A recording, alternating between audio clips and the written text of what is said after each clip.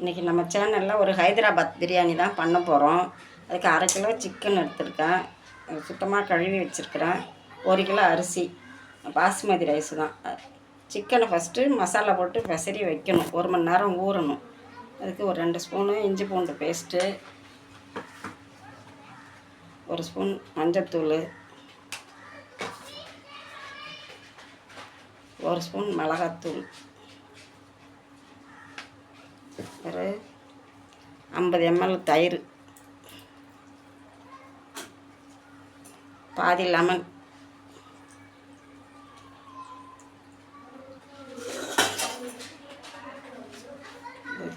தேவையான கொஞ்சம் உப்பை போட்டு பெசரி 1 மணி நேரம், எவ்வளோ நேரம் ஊறுதோ அவ்வளோதுக்கு பிரியாணி நல்லாயிருக்கும். இது நல்லா ஊறட்டும், 1 மணி நேரம் கழிச்சு காமிக்கும்.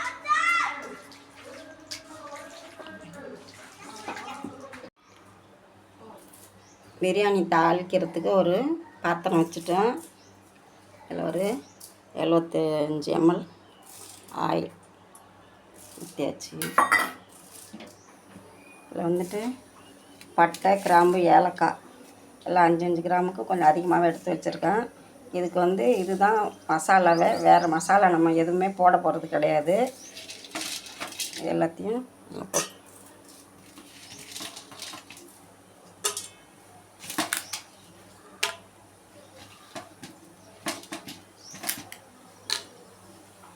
ஒரு 400 கிராம் வெங்காயம், 1 கிலோவுக்கு 400 கிராம் வெங்காயம், அதோட ஒரு 3 பச்சை மிளகாய் கீறக்கூடாது, அப்படியே போட்டுக்கணும். அதிலே போட்டு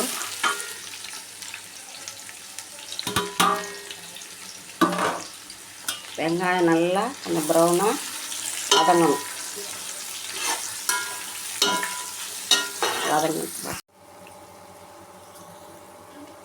வெங்காயம் நல்லா ப்ரௌன் கலராக வதங்கிட்டு, இப்போது ஒரு கட்டு மல்லியில் பாதி கட் பண்ணி இதில் போட்டுக்கணும்.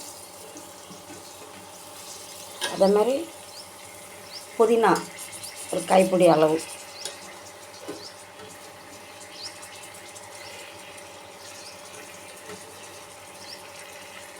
இதுவும் நல்லா வதங்கணும்.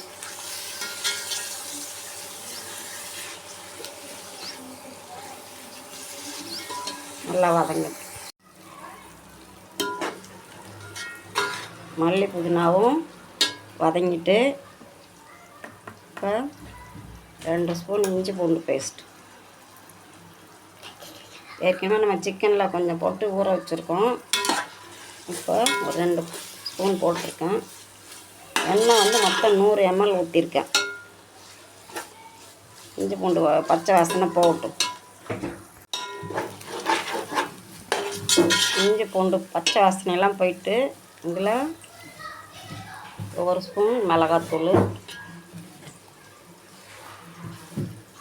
1 ஸ்பூன் மஞ்சத்தூள். உங்களுக்கு காரம் வேணும்னா நீங்கள் இன்னும் கொஞ்சம் போட்டுக்கலாம்.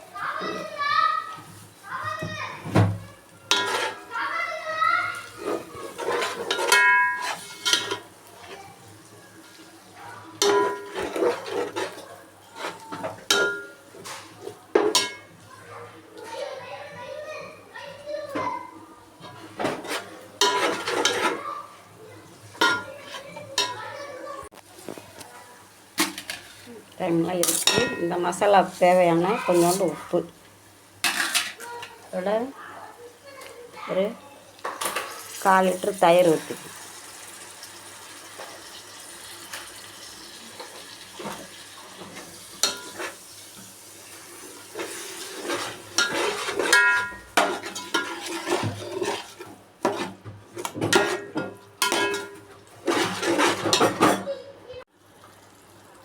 தயிர் நல்லா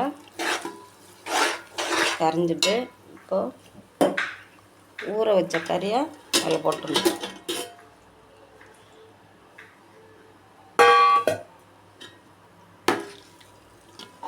போட்டு நல்லா கிளறி விட்டு ஒரு 5 நிமிஷம் ஹையில் வைக்கணும். நல்லா கொதித்த பிறகு அதுக்கப்புறம் சிம்மில் வைக்கணும்.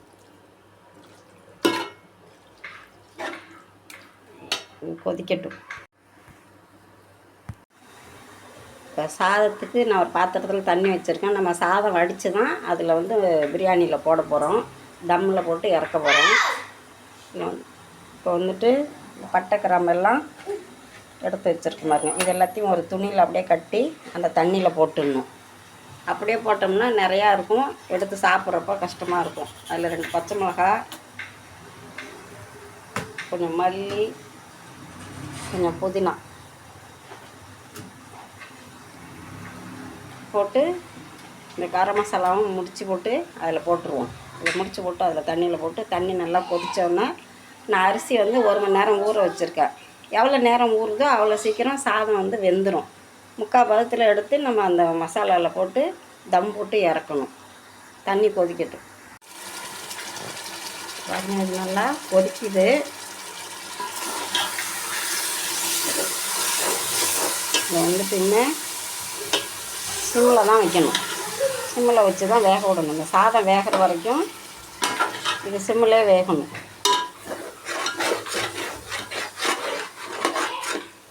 அப்போக்கு எப்போ திறந்து கொஞ்சம் லேசாக கிண்டி விடுங்க. இந்த சிம்மில் அது வெந்துடும். கறி நம்ம ஏற்கனவே நல்லா ஊற வச்சுருக்கோமா, அதனால் நல்லா வெந்துடும். தண்ணியில் அந்த முடிச்சை போட்டுருங்க. தண்ணி சூடாகட்டு. தண்ணி மூடி வச்சுட்டு கொதிச்சோன்னா அரிசி போடலாம். தண்ணி நல்லா கொதிச்சிருச்சு. இதில் அரிசியை போட்டுருங்க.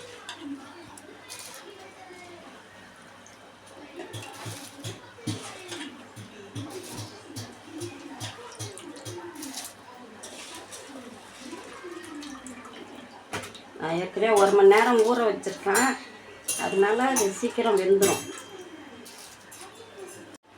இதுக்கு தேவையான உப்பு போட்டுருணும். சாதத்தில் சிம்மிலே தான் வச்சு வேகணும். இந்த சாதம் வேகிற வரைக்கும் இந்த பாருங்க அடி பிடிக்காமல் அப்போக்கப்போ பார்த்து கிண்டணும். இதுக்கு வந்து தக்காளி போடக்கூடாது. சாதம் வேகிற வரைக்கும் இது சிம்மிலே இருக்கட்டும். எல்லாம் இது கிரேவியாக இருக்குது பாருங்க. இதில் தான் சாதத்தை நம்ம தண்ணியை வடிகட்டிட்டு இதில் போடணும். சாதம் இது 3/4 பதம் வெந்துட்டு போட்டோம்ல மசாலா, அந்த முடிச்சை எடுத்துடலாம். எடுத்துட்டு இது நல்லா 3/4 பதம் வெந்துட்டு இப்போது தண்ணி அப்படியே வடிகட்டி சாதத்தில் போடணும். இப்போ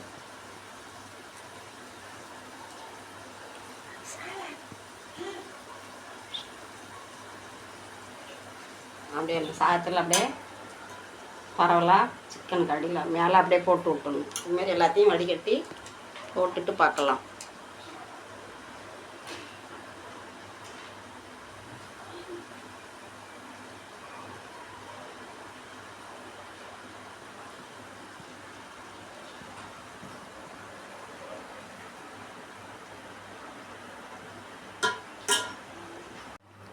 எல்லா சாதத்தையும் நம்ம இந்த மசாலாவில் மேலே போட்டோம்.